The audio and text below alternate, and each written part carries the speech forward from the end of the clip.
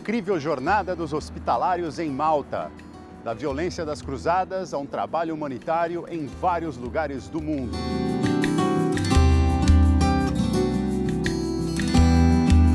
O que restou das fortificações e o intercâmbio cultural promovido mesmo em um momento de guerras e conquistas.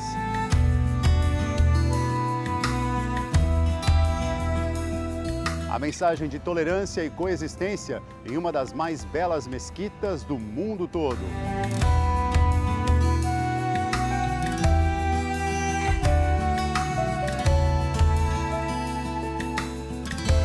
Hoje, no Expedições ao Sagrado.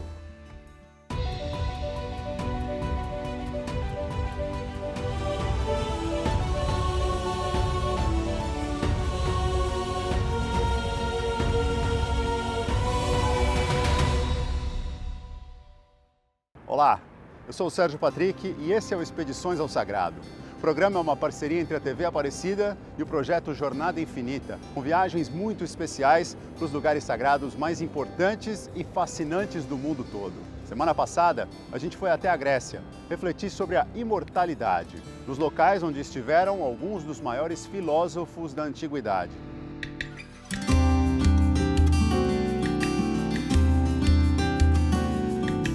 A gente também viu o lugar das pescas milagrosas de Jesus.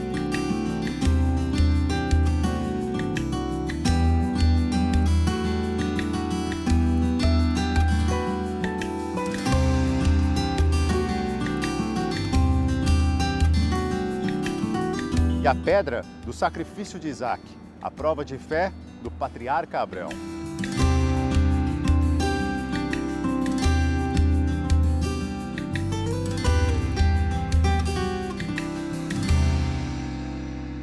Hoje a gente segue viajando, com paradas na Europa e no Oriente Médio, mais precisamente em Malta e nos Emirados Árabes Unidos. A gente vai para esses lugares sagrados com reportagens especiais, captadas durante expedições do projeto Jornada Infinita. Tudo pronto?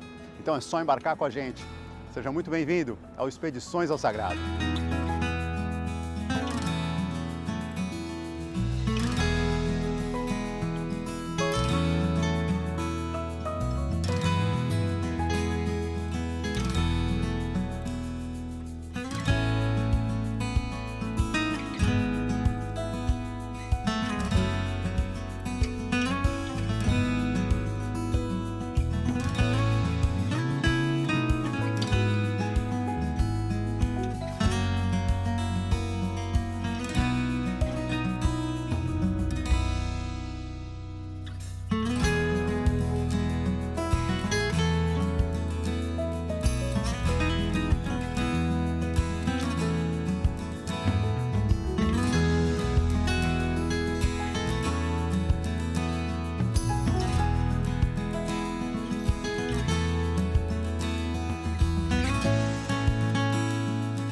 Mais contraditório que possa parecer, lugares sagrados já motivaram muitas guerras ao longo da história.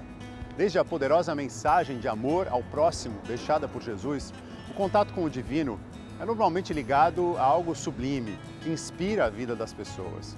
Mas não são poucas as histórias que colocam locais sagrados como palcos ou até como motivo para um conflito. E um dos principais deles é a Terra Santa.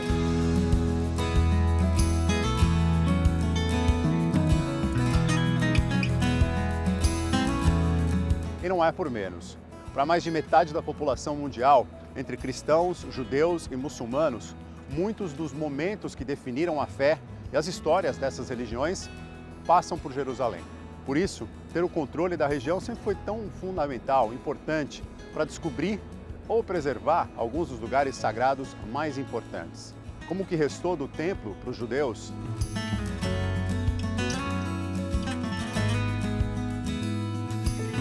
como a Mesquita Al-Aqsa e o Domo da Rocha para os muçulmanos.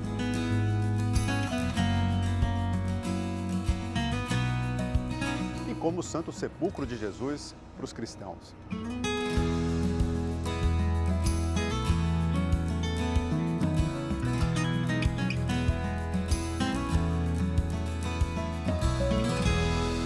Há aproximadamente 1000 anos, milhares de cristãos, entre eles muitos nobres, até mesmo alguns reis, responderam a um chamado para conter uma expansão islâmica. A história das cruzadas é fascinante e está registrada em muitos lugares do Oriente Médio e da Europa. Depois de séculos de reclusão em comunidades muradas, com pouca convivência com a população de outros lugares do mundo, o movimento teve como consequência um intercâmbio cultural e comercial intenso da Europa com o Oriente. E a gente vai agora para o local onde um dos principais grupos desses guerreiros se organizou para lutar pelo cristianismo.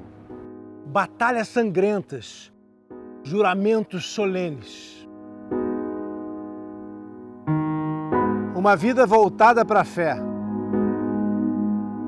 as virtudes do cavalheirismo e o trabalho humanitário. Mais de 900 anos de história. Uma ordem monástica e militar que nasceu em Jerusalém, ainda antes do tempo das cruzadas, que lutou nas cruzadas e depois ficou tão associada à história desse lugar que hoje é conhecida como a Ordem dos Cavaleiros de Malta. Se você conhece bem o futebol brasileiro, se você torce pelo Vasco da Gama, você já pensou aí no símbolo do clube, né? A Cruz de Malta. Mas deixa eu desfazer um erro histórico. Quando o Vasco foi fundado, a intenção era utilizar na bandeira a cruz da Ordem de Cristo, a mesma que se via nas velas das caravelas dos grandes navegadores portugueses, como por exemplo Vasco da Gama. Mas a cruz colocada na bandeira foi a chamada Cruz Pátia, que passou a ser chamada equivocadamente de Cruz de Malta. E foi assim que o clube ficou conhecido como Cruz Maltino por mais de 100 anos. Mas a Cruz de Malta verdadeira é essa aqui, dividida em 4 braços com 8 pontas que representam as 8 beatitudes proclamadas por Jesus no Sermão da Montanha. E aqui em Malta, ela está por toda parte. Já a história da ordem que ela simboliza, assim como a de um clube de futebol, é cheia de vitórias e derrotas. A Ordem dos Cavaleiros de Malta, também conhecida como Ordem Militar Soberana de Malta, ou para a gente ser ainda mais preciso, Ordem Soberana e Militar Hospitalária de São João de Jerusalém, de Rhodes e de Malta, tem uma história que se estende por 9 séculos. Ela teve sua origem no século XI, como uma ordem militar monástica conhecida como Cavaleiros Hospitalários, ou a Ordem de São João de Jerusalém, sob a liderança de Gerard Sasso, da Ordem dos Beneditinos, que era diretor de um hospital em Jerusalém. Esse São João, que dá nome e é padroeiro da ordem, é São João Batista. Daqui a pouco eu vou te mostrar uma pintura muito especial de um grande mestre de luzes e sombras, um dos maiores pintores da história, que também se tornou cavaleiro da ordem e retratou a decapitação do padroeiro São João Batista. Com o sucesso da primeira cruzada, Gerard se tornou oficialmente o primeiro grão-mestre da Ordem dos Cavaleiros Hospitalários. E isso foi determinado pelo Papa Pascoal II em 1113. Os hospitalários tinham a missão de cuidar dos peregrinos que iam à Terra Santa. Não é à toa que receberam o nome de hospitalários. Tinham hospitais, cuidavam da saúde dos peregrinos e mais tarde também foram cuidar da saúde dos militares que vinham nas cruzadas. Esse aqui é Jean Parisot de Valette, um sucessor um pouco distante de Gerard, mas que se tornou o mais importante dos grãos-mestres da Ordem dos Cavaleiros Hospitalários. Desde o começo, os membros da ordem foram uma combinação de monges guerreiros e médicos que administravam hospitais e enfermarias em Jerusalém. Eles defendiam os peregrinos dos ataques de invasores e faziam votos de pobreza, castidade e obediência. Antes de qualquer coisa, a gente precisa fazer uma distinção, para não confundir hospitalários com cavaleiros templários. Você já ouviu falar dos templários? Os templários, cujo nome oficial era Ordem dos Pobres Cavaleiros de Cristo e do Templo de Salomão, surgiram pouco depois dos hospitalários e se concentraram inicialmente na proteção dos peregrinos cristãos que viajavam para a Terra Santa. Os templários nasceram em Jerusalém, começaram defendendo os peregrinos, mas aos poucos foram desempenhando papéis muito mais importantes, ajudando as cruzadas a atravessarem áreas perigosas, enfrentarem os exércitos de muçulmanos, que eram os inimigos, e reconquistarem Jerusalém. Só que acabaram se envolvendo com partes financeiras, criaram um banco, compraram propriedades, ficaram tão ricos, mas tão ricos e poderosos, que isso acabou contribuindo diretamente para a derrocada dos templários no século XIV. Os hospitalários, como o próprio nome diz, nasceram para cuidar da saúde dos peregrinos. Também em Jerusalém, criaram hospitais e depois passaram a participar das batalhas também nas cruzadas. Os templários na frente, os hospitalários atrás, cuidando dos feridos. Quando os cristãos perderam o controle da Terra Santa no fim do século XIII, os cavaleiros hospitalários foram forçados a se mudar. Primeiro para o Chipre, depois para a ilha grega de Rhodes. Em 1525, o Império Otomano, sob o comando de Suleiman o Magnífico, sitiou a ilha. Depois de meses de combates intensos e sangrentos, as defesas dos hospitalários não resistiram e eles negociaram a rendição. Foi então que, depois de um período de 7 anos vagando, procurando uma terra para se estabelecer, os cavaleiros hospitalários finalmente receberam um presente do Reino de Aragão. O imperador Carlos V deu a eles o arquipélago de Malta, mas em troca fez um pedido. Todo ano, a cada 1º de novembro, no dia de Todos os Santos, eles deveriam mandar um presente para o imperador. E sabem qual era esse presente? Um falcão, o Falcão Maltês, que acabou virando um clássico no cinema, num filme de mistério com Humphrey Bogart. Mas o sultão Suleiman não era chamado de magnífico à toa. Ele ainda não estava satisfeito. O Império Otomano continuava se expandindo em direção ao Ocidente e quando chegou 1565, aconteceu um momento fundamental na história da Ordem dos Cavaleiros Hospitalários. Bem aqui, o evento foi chamado historicamente o Grande Cerco de Malta. E esse lugar, o Forte de Sant'Angelo, também chamado de Castello a Mare, ou Castrum Maris em latim, o Castelo no Mar, foi um dos pontos-chave na defesa do arquipélago. O mar Mediterrâneo era o palco de batalhas navais terríveis, e uma carta da Rainha Elizabeth I da Inglaterra dá uma boa medida do pânico que tomava conta dos reis cristãos na Europa Ocidental. Se os turcos prevalecerem contra a ilha de Malta, é incerto que perigo adicional poderá se abater sobre o resto da cristandade. Essa vista magnífica que eu tenho aqui do Forte Sant'Angelo, com outra fortaleza ali na frente, nos dá uma ideia clara de por que Malta era fundamental para os planos de expansão do Império Otomano em direção ao Ocidente, sendo mais preciso, em direção aos países da Europa Ocidental. Para enfrentar uma armada de cerca de 200 navios de guerra turcos que chegavam por aqui, esse conjunto de ilhas e fortalezas se tornou a última esperança da Europa cristã.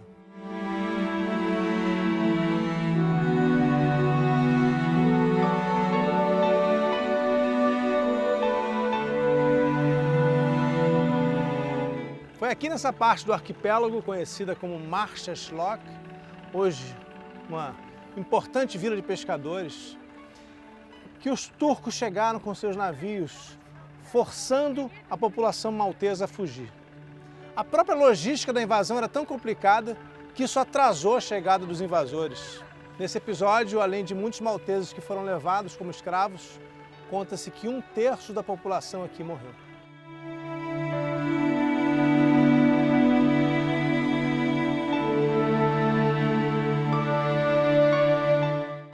Mas os cavaleiros tinham antecipado a estratégia e posicionaram toda a artilharia deles aqui no Forte Sant'Elmo, que aliás foi construído pouco antes, em 1552. A decisão dos otomanos de começar o ataque aqui pelo Forte Sant'Elmo acabou se mostrando desastrosa. Os cavaleiros acabaram perdendo o controle do forte, mas resistiram tão bravamente que acabaram impondo baixas pesadas ao inimigo. E isso foi determinante no resultado da batalha final. O Grande Cerco de Malta entrou para a história como um dos combates mais selvagens de todos os tempos. Inspirou livros e filmes. Mesmo em desvantagem numérica e com aparato militar inferior, os cerca de 8.000 defensores da ilha sob bombardeio pesado durante 4 meses, conseguiram impedir a invasão dos otomanos e as potências cristãs da Europa respiraram aliviadas.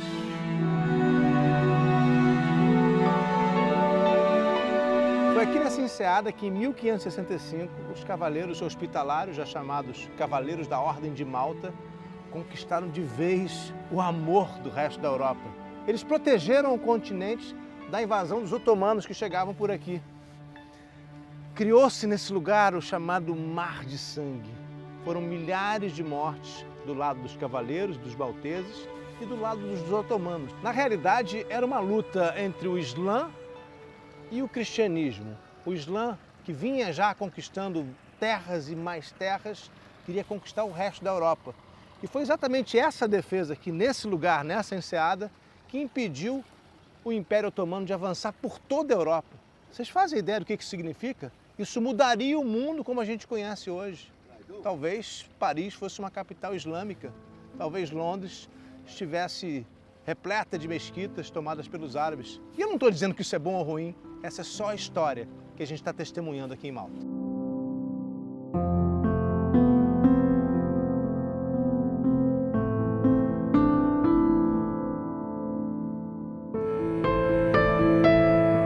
Com uma imensa capacidade de mobilizar os cavaleiros e também os malteses, o grão-mestre Jean Parisot de La Valette foi o grande arquiteto da vitória.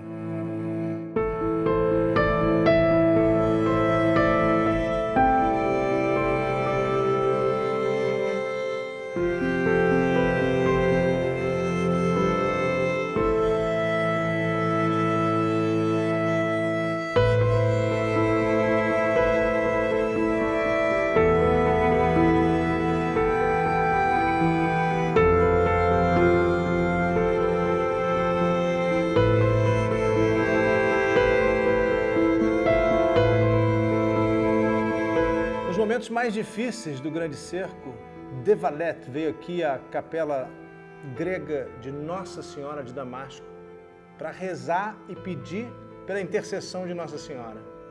Depois da vitória, ele voltou e deixou essa espada, a espada que ele usou durante a batalha, como um ex-voto, um agradecimento pela intercessão e pela vitória.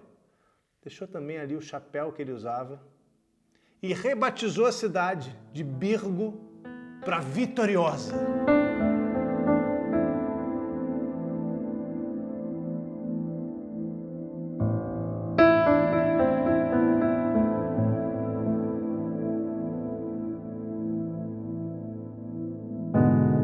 Não é à toa que a capital de Malta se chama Valeta. O nome é uma homenagem que o próprio grão-mestre fez a si mesmo, de Valette, quando planejou milimetricamente construir uma cidade onde não existia nada, usando o dinheiro que recebia dos reis europeus como forma de agradecimento por sua participação no Grande Cerco a Malta. A vitória solidificou a reputação dos cavaleiros como guerreiros formidáveis e defensores da cristandade, e as identidades da Ordem dos Cavaleiros Hospitalários e de Malta se fundiram para sempre. Por mais de 250 anos, os cavaleiros foram soberanos aqui em Malta.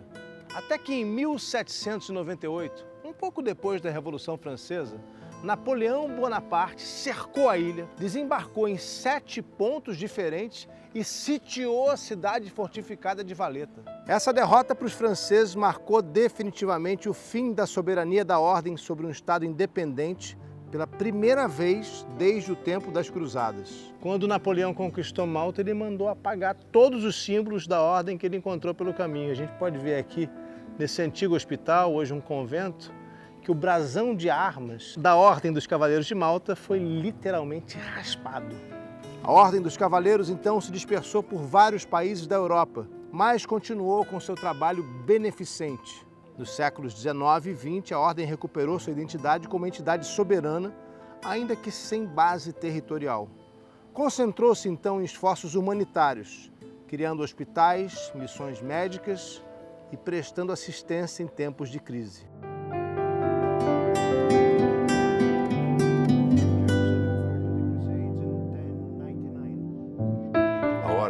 já estava trabalhando em Jerusalém 50 anos antes. Em 1040, eles estavam em Jerusalém fazendo o primeiro trabalho deles, que era o trabalho de enfermaria para os peregrinos. Essa foi a origem, cuidar dos peregrinos. Tudo muito simples, sem espadas e sem batalhas. Esse era o escopo. Então, depois que o segundo mestre assumiu, nós temos o começo do aspecto militar. Mas o aspecto militar nunca nos tirou o foco da nossa vocação de cuidar. A ordem tem sido um instrumento de religião, defesa da religião e propagação da religião. E, igualmente importante, oferecer apoio médico, cuidado. E foi isso que a ordem fez, depois de 1798, quando Napoleão expulsou os Cavaleiros de Malta. A ordem passou por um período muito difícil. Mas logo ficou claro para a ordem que ela iria encerrar todas as atividades militares e se concentrar no escopo original, criado pelo primeiro mestre, que era simplesmente de cuidar e curar. Depois de 1798, você vai ver que não há absolutamente nenhuma atividade militar, apenas o trabalho de apoio. E é isso que a ordem faz ainda hoje. Se tem uma pandemia, uma epidemia, se há doenças, coisas como lepra, e as pessoas acabam sendo excluídas, é aí que a ordem vai atuar. Pessoas que sofrem de demência ou que foram abandonadas, mesmo na Europa. Tenho receio de dizer que estamos fazendo exatamente o que Jesus queria que fizéssemos. Isso porque Jesus Cristo, o nosso Mestre, é muito difícil de satisfazer. Mas acho que estamos bem próximos do que ele queria. As pessoas ainda têm a ideia dos Cavaleiros de Malta carregando espadas ou com alguma ambição militar, mas isso não acontece mais. Os hospitalários venceram, principalmente, porque ainda estão aqui. Desde meados do século XI. Eu não conheço muites ordens, na verdade não há nenhuma, que tenha resistido ao tempo e exista ainda hoje. E eles também venceram, e eu acho que aqui tem um elemento da graça de Deus, da iluminação pelo Espírito Santo, que mostrou para eles que, se eles vão sobreviver, eles vão ter que se adaptar. Eu acho que isso é o maior presente que o nosso primeiro mestre deixou para os cavaleiros, que é que você deve se adaptar, deve mudar, mas mantendo sempre o mais importante, que a ordem existe como uma ordem religiosa e filantrópica. Eu acho que a ordem venceu, e quando digo vencer, não falo de atividades militares ou guerras, ou mesmo reconhecimento. Eu digo que é o fato de ainda existir. Muitos historiadores consideram o sermão do Papa Urbano II, em 1095, na cidade de Clermont-Ferrand, no sul da França, como o início do movimento que levou a várias campanhas militares para a conquista de territórios na Palestina, no Egito, na Síria e na Anatólia, incluindo a Terra Santa, que estava sob domínio islâmico. Um dos objetivos era o acesso a lugares sagrados para os cristãos, principalmente o Santo Sepulcro de Jesus. O Rodrigo explicou na primeira parte desse especial que a Cruz de Malta representa as bem-aventuranças mencionadas por Jesus no Sermão da Montanha, segundo o Evangelho de Mateus. Em alguns trechos, a importância da paz sobre a guerra fica clara. Bem-aventurados os que fazem a paz, porque eles serão chamados filhos de Deus. E ainda, mas eu vos digo, amai os vossos inimigos e orai por aqueles que vos perseguem. A Bíblia tem menções aos guerreiros também no Antigo Testamento, como nesse trecho do livro de Joel, que trata do julgamento das nações. Proclamai isso entre as nações, santificai uma guerra, suscitai os valentes, cheguem-se, subam todos os homens de guerra. Em instantes a gente retorna a Malta, para a segunda parte desse especial incrível sobre os hospitalários. O Expedições ao Sagrado volta já. Se você quiser conhecer meu curso Jesus, a Luz da História, é só você entrar no rodrigoalvarez.site. Daqui a pouco você viaja com a gente para uma das mais lindas mesquitas do mundo, em Abu Dhabi.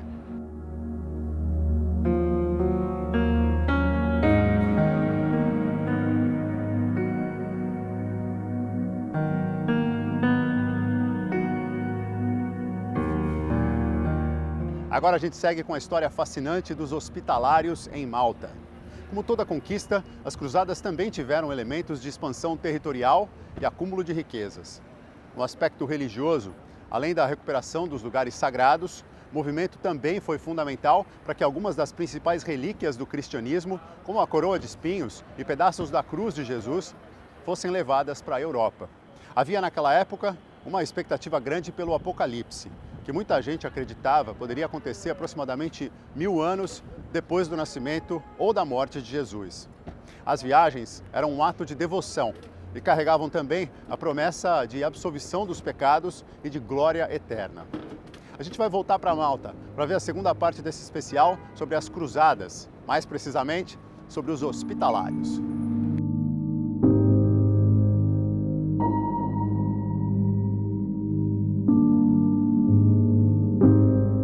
Antes de terminar a viagem, você lembra que eu prometi que ia mostrar a obra de um grande mestre da pintura? Pois eu estou aqui, na Co-Catedral de São João Batista, onde Caravaggio deixou uma obra-prima. Eu estou até arrepiado aqui diante de uma das obras mais impressionantes narrando a história cristã. Esse Caravaggio aqui, a vida inteira, eu vi em imagens e queria ver pessoalmente. É uma obra-prima do gênio Caravaggio. Essa é a maior tela produzida pelo pintor, com esses efeitos de luz e sombra espetaculares, capturando de forma extremamente dramática o último suspiro do profeta João Batista. Caravaggio chegou aqui a Malta como um foragido da justiça, acusado por um assassinato, mas o grão-mestre ignorou um pedido do Papa por extradição e deu imunidade ao grande artista. Mas sabem por quê? Bom, o que eles contam aqui é que a primeira coisa que o grão-mestre pediu na época foi seu próprio retrato. Os cavaleiros logo perceberam que tinham uma joia nas mãos e fizeram uma oferta a Caravaggio. Em troca de proteção e hospitalidade, você vai fazer grandes pinturas aqui em Malta. Por seus serviços brilhantes, Caravaggio foi feito cavaleiro da ordem em 1608. E sabia que, por lei, isso significava que estaria automaticamente recebendo uma graça do próprio Papa. Ele foi imortalizado como Caravaggio, mas seu nome era Michelangelo Merisi. E há uma particularidade nesse quadro. Caravaggio assina Fra Michelangelo, ou seja, já é um cavaleiro da Ordem de Malta. Ele achou que assim ia ficar livre de qualquer punição. Mas Caravaggio era brigão e encrenqueiro. Pouco tempo depois, ele entrou numa disputa com um dos cavaleiros da ordem, feriu esse cavaleiro e acabou preso no Forte Sant'Angelo. Dessa vez, Caravaggio não quis esperar por um acordo. Escapou da prisão e fugiu lá para a Sicília. Era uma co-catedral porque a Catedral de Malta, a igreja, fica em Medina. Na realidade, aqui era a igreja do convento da Ordem de São João, dos Cavaleiros. Então, por isso é uma catedral. A Ordem dos Cavaleiros de São João costumava responder diretamente para o Papa, não para um bispo de Malta. Então, já que era uma ordem religiosa, além de ser uma ordem militar, eles respondiam diretamente ao Papa. Tudo que eles faziam, mesmo aqui, decoração, coisas novas, eles costumavam receber a autorização do Papa. Na realidade, os arcebispos daquela época tinham que pedir permissão para entrar na capital Valetta, porque a cidade era, na realidade, controlada pela Ordem de São João, pelos cavaleiros. Então, eles tinham que pedir permissão para entrar na cidade. Os bispos daquela época, todos os bispos no período de controle da Ordem de São João, eles nunca celebraram missas aqui. A Ordem tinha seu próprio grão-mestre. Eles respondiam ao Papa. Então, eles recebiam todo o poder do grande líder, do Papa. Os templários acabaram tendo uma reputação ruim por causa do que aconteceu na Terra Santa durante as cruzadas. Os cavaleiros, ainda que fossem uma ordem militar, o que veio depois, originalmente na Terra Santa, eles eram hospitalários, não uma ordem militar. Então, de certa forma, eles não tinham essa má fama como os templários. As ordens tinham sido expulsas de Jerusalém pelos muçulmanos. E a Ordem de São João se estabeleceu em Rhodes, onde eles construíram fortalezas. Se estabeleceram em Rhodes. Mas, mais tarde, eles foram expulsos de lá, novamente pelos muçulmanos. E quando eles saíram de Roma, eles estavam circulando aleatoriamente pelo Mediterrâneo. Eles não tinham nenhum lugar para ir.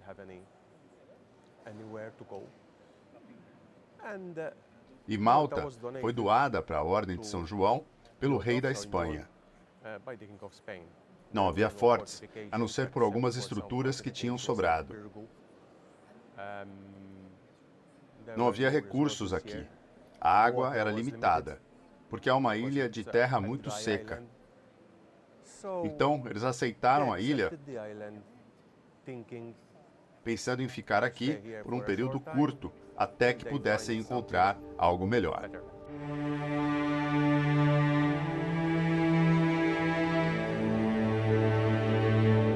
O piso da Co-Catedral de São João é todo assim como a gente está vendo aqui. Primeiro é uma obra de arte feita ao longo de muitos anos, com muito mármore e muitas homenagens. A gente tem quase 400 lápides em homenagem aos cavaleiros da Ordem de Malta. Cada uma delas tem o epitáfio do cavaleiro, ou seja, aquilo que foi escrito sobre ele, seu brasão de armas e, claro, seu nome. O mais antigo aqui é de 1606, só 2 décadas depois da construção dessa lindíssima catedral. Estou descendo aqui no lugar onde estão enterrados os primeiros grão-mestres da Ordem de Malta. Entre eles, De Valette. São tantas chaves que está demorando um pouquinho para abrir, porque esse lugar fica fechado ao público. O Jornada Infinita teve permissão do governo de Malta para visitar os 11 túmulos dos grãos-mestres da Ordem de Malta.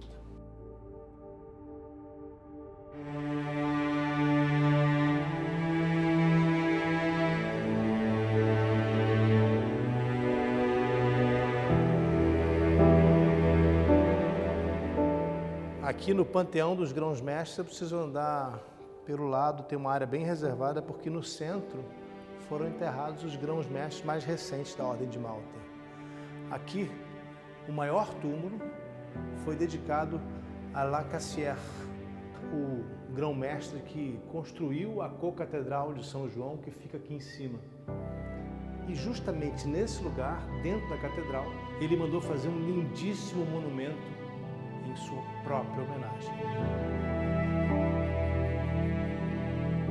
Compromisso da Ordem dos Cavaleiros de Malta, assumido inclusive com o Papa no Vaticano, de cuidar da saúde dos peregrinos que faziam o caminho até Jerusalém, acabou fazendo deles especialistas em hospitais. Eles administravam algumas das instalações médicas mais modernas de seu tempo.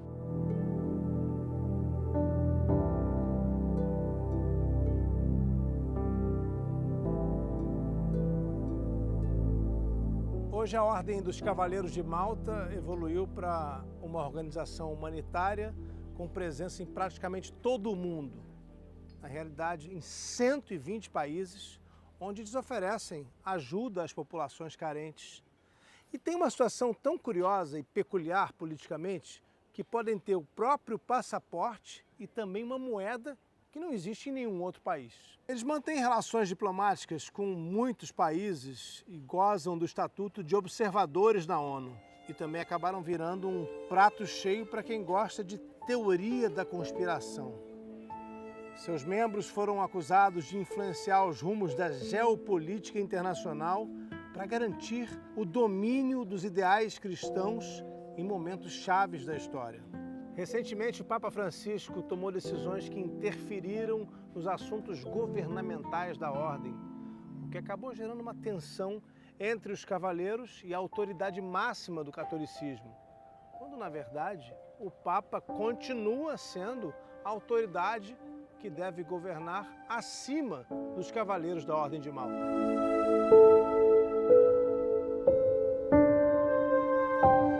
De sua origem hospitalar e guerreira no tempo das Cruzadas, ao seu papel de ajuda humanitária hoje, a Ordem dos Cavaleiros de Malta foi mantendo a sua existência sempre com relevância. É uma história riquíssima e nada como ter tido o privilégio de trazer você até Malta para contar essa história. A nossa jornada continua.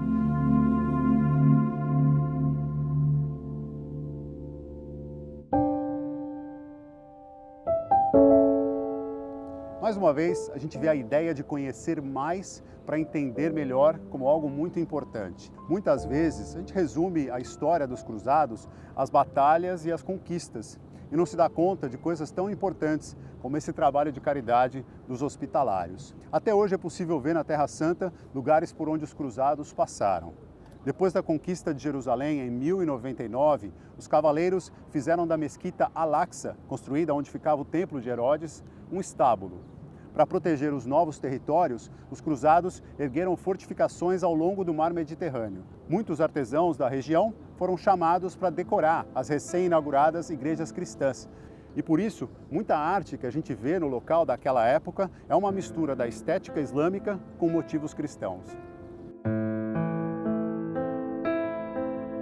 Esse lugar é muito importante também para o cristianismo, mas nunca foi tão importante assim. Quando os cristãos dominaram Jerusalém no tempo dos cruzados, na Idade Média, eles mantiveram aqui um lugar que era militar, religioso e militar. Era o quartel-general da Ordem dos Templários. Os Templários quem eram? Os guardiães do templo. Hoje, para a gente vir aqui em cima, é preciso passar por uma segurança, a gente precisa ser revistado, a gente precisa respeitar uma série de normas. As mulheres têm que entrar vestidas com um véu sobre a cabeça, não pode ter calça jeans apertada, não pode ter joelho de fora, tem que usar saia normalmente. É um lugar que a gente precisa respeitar muito. Para um muçulmano, uma prece aqui equivale a 500 preces. É um lugar muito, muito valioso. Agora imagina o que não foi para eles, durante as cruzadas, ver esse lugar transformado em quartel-general dos templários, seus maiores inimigos. E colocaram até estábulos aqui dentro. Daqui a pouco, uma viagem para uma das mais incríveis mesquitas do mundo e uma importante mensagem de tolerância. O Expedições ao Sagrado volta já. Papo de domingo, sempre às 3 da tarde, para falar sempre de um tema incrível sobre religião aqui no YouTube do Jornada. Em 1187, muçulmanos liderados por Salah al-Din, o Saladino, reconquistaram Jerusalém. A Saladino foi atribuída a ideia de deixar os cristãos saírem de Jerusalém com os seus tesouros, para evitar conflitos futuros. Além disso, Saladino garantiu que peregrinos europeus pudessem entrar na cidade e que judeus também tivessem autorização para retornar à região. Mesmo assim, a tensão de séculos de conflitos é sentida até hoje no Oriente Médio. Muita gente associa o Islã aos muitos guerreiros que lutaram e ainda lutam pelos seus ideais em nome da religião. Mas enquanto muitos desses guerreiros não aceitam a existência de outras fés, há entre os muçulmanos aqueles que defendem a tolerância e celebram a aproximação com diferentes povos e religiões. É que a gente vai ver agora, numa viagem que eu fiz para uma das mais lindas mesquitas do Oriente Médio.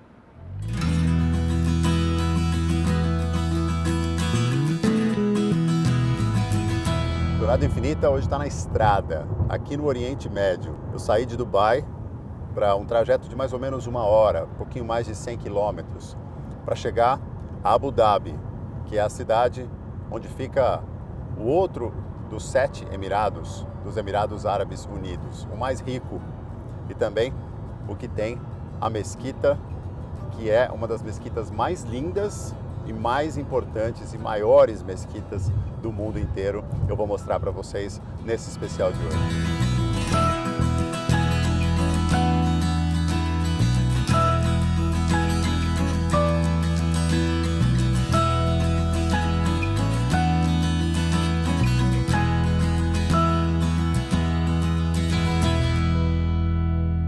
Com tantos prédios incríveis, sendo um destino turístico conhecido em todo o mundo, é difícil imaginar que os Emirados Árabes Unidos só tenham se tornado um país nos anos 70.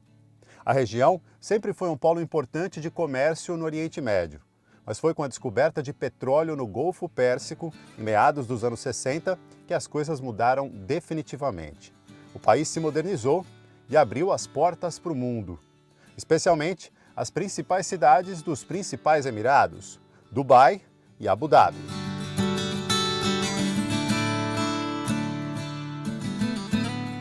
Chegamos de longe assim, ó. Ela até parece o Taj Mahal, né? Um monumento muito famoso da Índia, mas a gente está em Abu Dhabi, nos Emirados Árabes. Ali, na construção principal, são 82 domos e mais de 1000 colunas. Um monumento espetacular. Bem-vindos à grande mesquita Sheikh Zayed.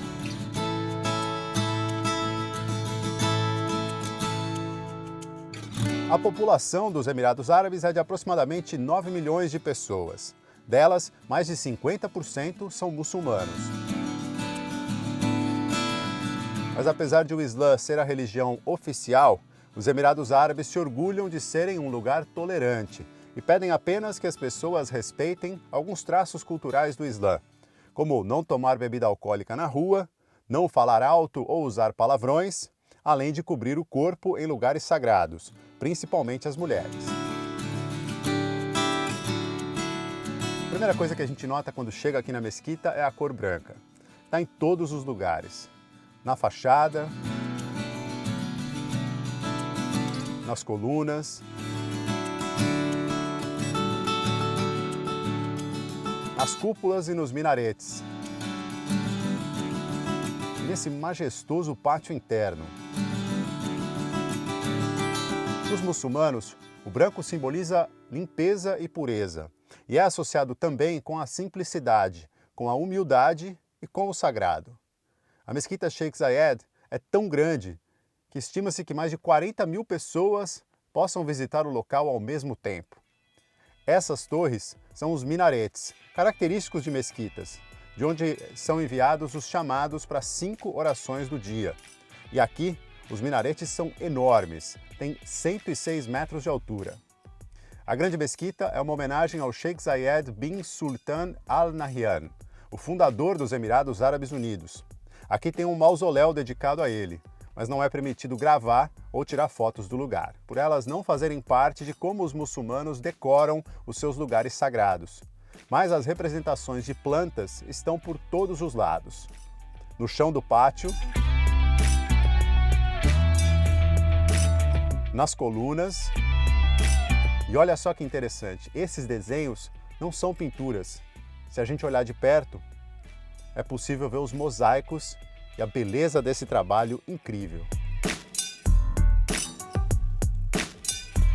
Apesar de ser a maior mesquita dos Emirados Árabes, a Grande Mesquita Sheikh Zayed não é nem de longe a mais velha. O projeto começou nos anos 80, a construção foi feita na sua maior parte nos anos 90. Em 2004 o Sheikh faleceu e em 2007 esse complexo todo foi inaugurado. Há pelo menos 2 mesquitas muito antigas aqui nos Emirados Árabes. Uma delas se chama Al-Bidiyah e estima-se que seja do ano 1500. Não dá para precisar porque os arqueólogos não conseguem fazer a datação de carbono, já que não há madeira na estrutura, apenas pedra e barro.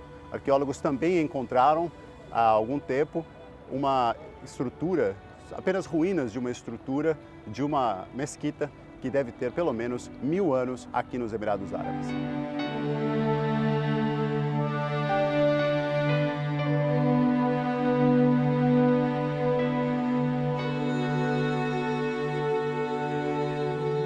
Segundo a tradição islâmica, as salas de oração não têm imagens nas paredes e são separadas por gênero, para evitar a distração do objetivo de se conectar com Deus. E nas salas também não há bancos, já que os muçulmanos rezam ajoelhados e curvados em direção a Meca, que é o lugar mais sagrado do mundo para o Islã.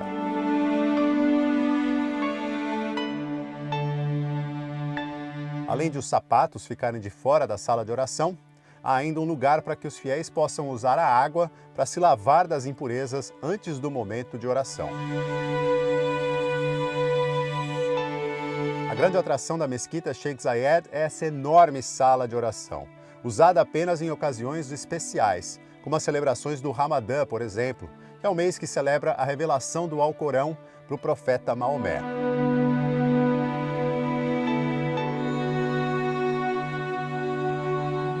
Toda a decoração desse lugar é muito especial, mas olha só esse lustre.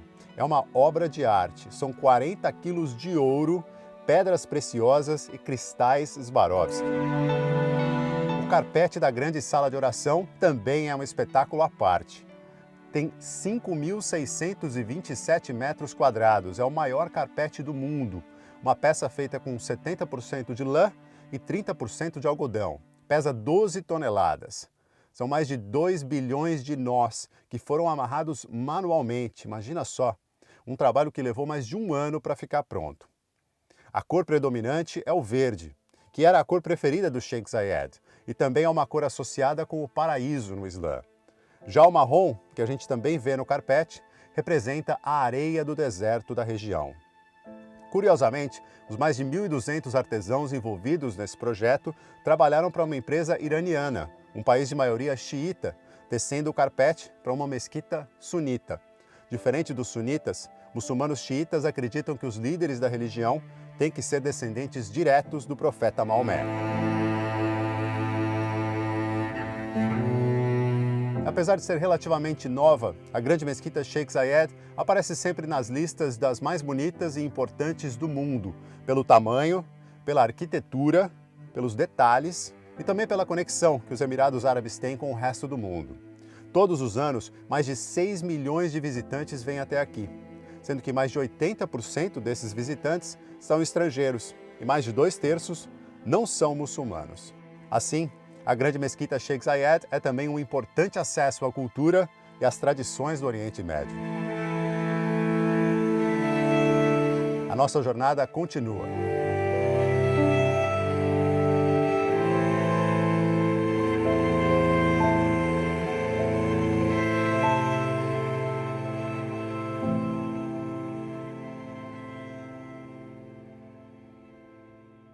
A coexistência e a tolerância são palavras que têm significados poderosos. Em um mundo que tem crenças diferentes, estabelecidas nos corações de bilhões de pessoas e desenvolvidas por gerações há séculos, é fundamental entender que é possível conviver mesmo sem pensar de forma igual.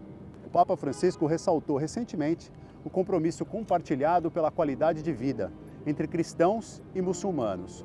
O Sumo Pontífice visitou as ruínas da cidade histórica de Ur, que fica na região sul do Iraque, onde a tradição diz que teria nascido Abraão, patriarca do cristianismo, do judaísmo e também do Islã. O Papa pediu que líderes religiosos deixassem as animosidades de lado para trabalhar juntos pela paz. E disse: essa é a verdadeira religiosidade, adorar a Deus e amar ao próximo. Foi a primeira visita de um Papa ao Iraque, que tem maioria islâmica. Na ocasião, o Papa Francisco celebrou o retorno às origens, a fonte do trabalho de Deus e origem das nossas religiões. E lembrou que a hostilidade, o extremismo e a violência não nasceram de um coração religioso e que a paz não quer vencedores e perdedores, mas sim irmãos e irmãs, que apesar de desentendimentos e de cicatrizes do passado, caminham juntos do conflito à unidade. Obrigado ao Rodrigo Alvarez por esses especiais incríveis e a você pela companhia. A nossa viagem continua. Semana que vem tem muito mais na nossa viagem pelos lugares sagrados mais incríveis do mundo. Fique em paz.